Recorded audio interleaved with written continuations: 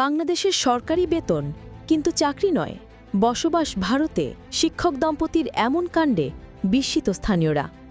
এটাই কি শিক্ষা প্রতিষ্ঠান পরিচালনার নমুনা? অভিযোগ উঠেছে মাদারীপুরের ডাসার উপজেলার শশীকর শহীদ স্মৃতি মহাবিদ্যালয়ের অধ্যক্ষ দুর্লভানন্দ বারৈ এবং তার স্ত্রী সমাজকর্ম বিভাগের প্রভাষক চম্পারানী মণ্ডল দীর্ঘদিন ধরে অবস্থান করছেন ভারতে।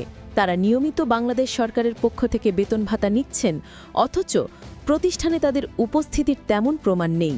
প্রশ্ন উঠেছে, কিভাবে প্রতিষ্ঠান, শিক্ষা মন্ত্রণালয় বা সংশ্লিষ্ট কর্তৃপক্ষ বিষয়টি এতদিন জানল না?